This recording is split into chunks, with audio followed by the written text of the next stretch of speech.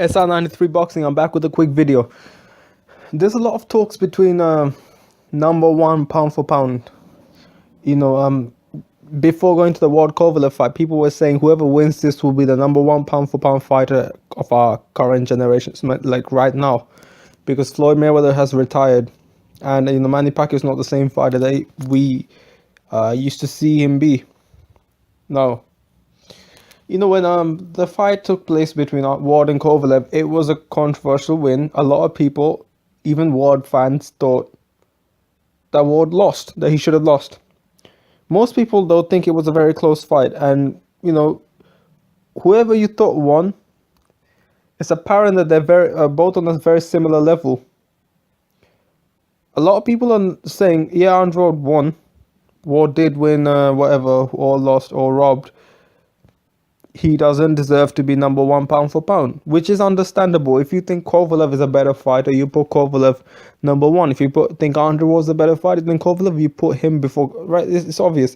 But either way, one thing you can't deny is they're definitely top up there. Top 5 pound for pound, in my opinion. Both of these fighters, they proved themselves, right? Definitely. But, I understand if you think Ward is not a pound for pound or Kovalev is not a pound for pound. It makes sense because pound for pound, just like any ranking, especially in boxing or any sports of this nature, is very subjective. I really think, it's really a matter of opinion. But the thing is, here's the thing. You have Abel Sanchez, for example. I'll give you a few more examples saying that, what's his name? A Triple G is number one.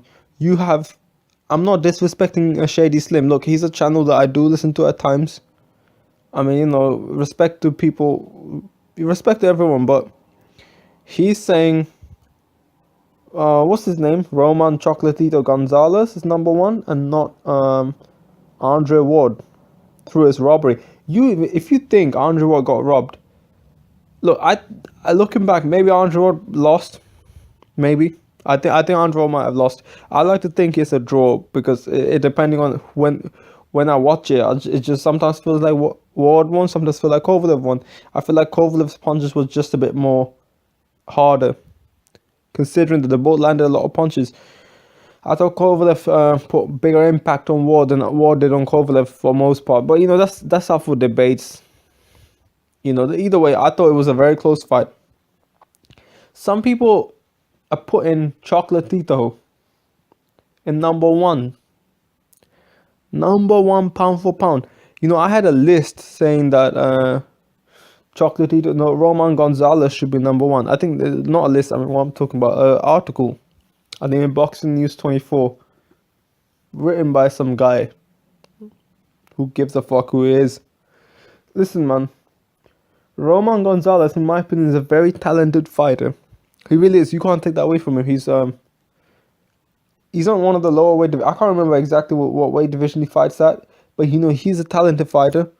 I enjoy watching him fight, but he's not number one pound for pound, man. Get the fuck out of here with this shit. Like, you have to understand, like, there's no way Gonzalez is over Ward or Kovalev, especially not like. In what way would you rank Gonzalez over Ward?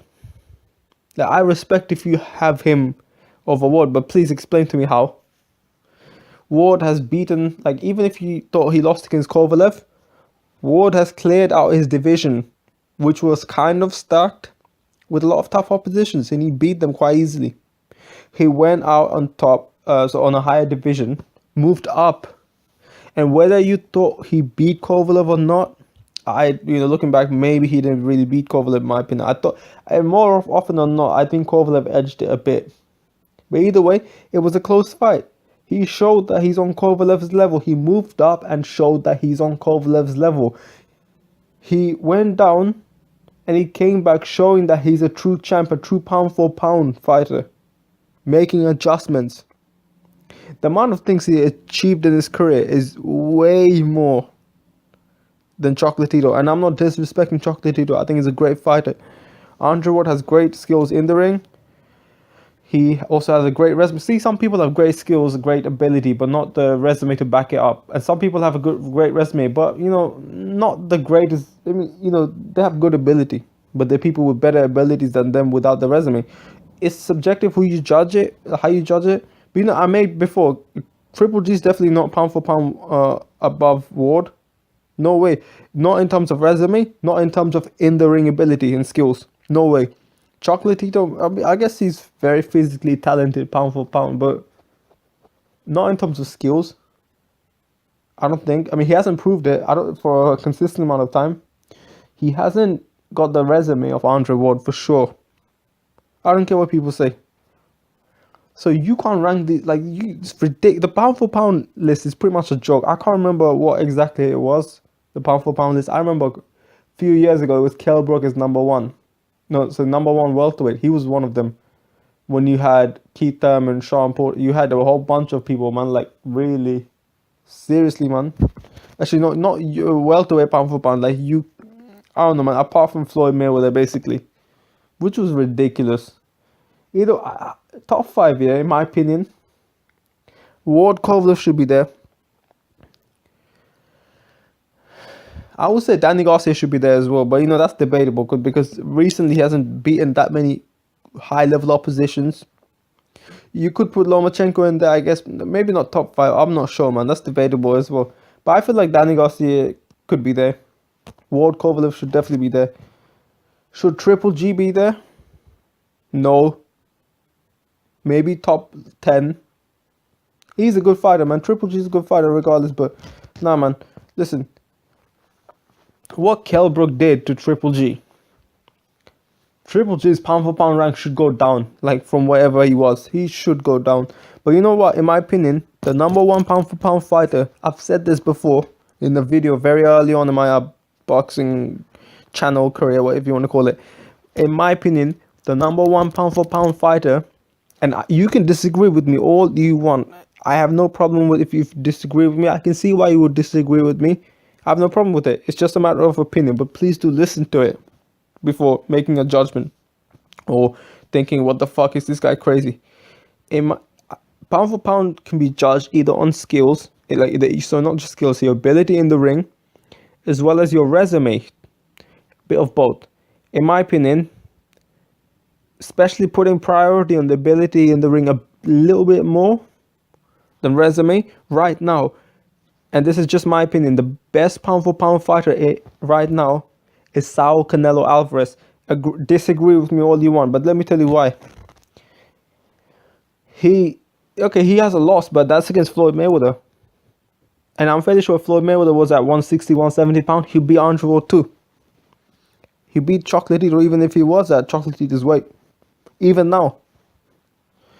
Floyd Mayweather is the only fighter that gave Canelo a loss. Now, let's look at Canelo's resume. I'm talking about a really good resume. Erislandy Lara, you think he won or lost? I personally thought he won. But I can see why people thought he lost. He had some body shots. Canelo had some nice body shots. He controlled the pace, everything. Yeah, Lara did land some nice punches. But that's, again, up for debate. If you think he lost that fight, that's fine. He fought a lot of good fighters. Austin Trout. His resume, check his resume. Really check his resume. At the age of 21, 22, he fought Shane Mosley. Yeah, Mosley was off his prime. But you think someone in his 21 will be in his prime? That was a fair fight, in my opinion. Shit. Then look at all the other fighters that he fought. Great fighters, man. Look at his resume. Just go to BoxRec, check his resume before talking shit about Canelo. Now, also he fought Miguel Cotto, Hall of Famer, and he in my opinion, he beat him. He landed the more effective punches. This is what I have to say. I'm not talking about Canelo that fought Austin Trout. I'm not talking about the Canelo that fought Erislandy Lara. I'm talking about right now, and I've seen big improvements. His defense, in my opinion, is better than Andre Ward's. His time, Andre Ward is a bit more skilled. He's a bit more crafty, whatever, in the ring. He's very cagey and whatnot. But the thing is, I'm talking about not just skills alone. I'm talking about abilities. Well, when you combine those, I feel like Canelo, pound for pound, for the weight division to fight in, is more able. He is faster. He has better timing, in my opinion. He his variety of work and how well he puts his punches together is amazing. It's no homo. He's smooth with them punches, man. His variety of punch combinations is perfect. His level changing game, and what I mean by that is like, see, like I've seen this against, especially against Cotto. There's a few other fighters as well, but also especially against Khan. Like you throw this punch, and you can't tell if he is about to throw to the head or to the body. And he can fake it to the body, he can fake it to the head, and that's how he knocked Khan out. That's how he set Khan up. That's how he was landing a few those uppercuts, left hooks he was landing. He did it like that. His level changing is amazing. His defense is underrated. Canelo, skills wise, is probably one of the most underrated fighters, if not the most underrated fighter in boxing. He beats the shit out of Triple G, man, because Canelo's variety of work is insane. Like, Devon Alexander's a fast fighter, and against Khan, he looked pretty slow. But Canelo didn't look slow against Khan. Yeah, his footwork looked slow. And initially, like the first few rounds, Khan looked way faster. But Canelo didn't look slow. Like, I remember, like, Khan would throw a jab or whatnot. Canelo would try cut under with the right hand. Khan came in that night for, like, apart from the 6th round where he got knocked out. But Khan was like, he worked, you could tell he worked really hard, because if he didn't, Canelo would have caught him with one of the quick right hands early on in the fight. Man, Canelo, like Khan was, look, I was surprised that Khan was able to dodge some of those right hands from Canelo. Like, those were some insanely quick right hands for a guy that big, guy that hits like that hard and quick. That's dangerous. His timing is off the hook. Apart from Floyd Mayweather, I know Floyd has better timing, and yeah, he could improve his footwork, but man, everyone has flaws. Andre Ward's defense seemed a bit more. It's not the same, man. It's really not the same. Andre Ward's offense, yeah, is good, but at the same time, like, would you say Andre Ward's timing is better than Canelo's? I know Andre Ward's timing is a bit more consistent, but is it better? I think Canelo's improving to a point where right now, I would say he's above Ward and Kovalev pound for pound, definitely, for sure. Canelo's definitely one of my favorite fighters. I'm not even a Mexican. I know people might think I'm a Mexican, whatnot. I know someone told me, man, you sound like a Mexican the way you praising Canelo. Nah, man, he's one of my favorite fighters. I do believe in him, and I think, see, some of the qualities I see, like his level changing and everything, I see that in Danny Garcia as well. That's one of the reasons I think Garcia will beat Thurman, but that's yet to be seen. I right now think Canelo is number 1 pound for pound. Andre and Kovalev will be 2-3, like number 2 and number 3.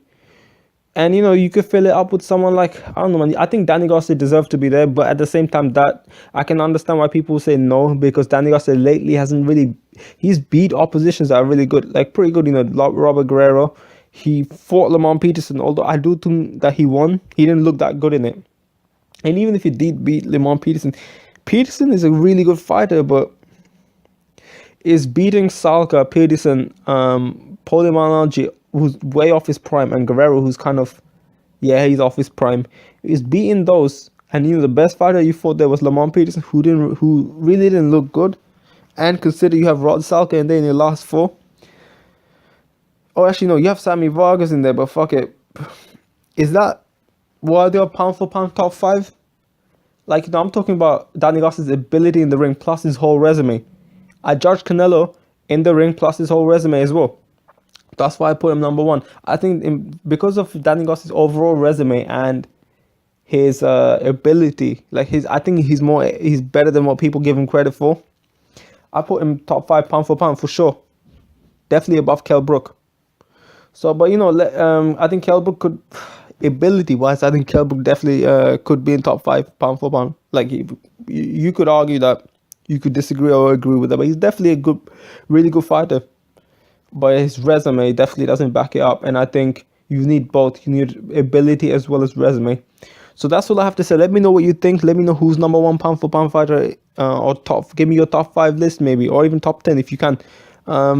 Yeah, I'm at 93 Boxing. I'm out.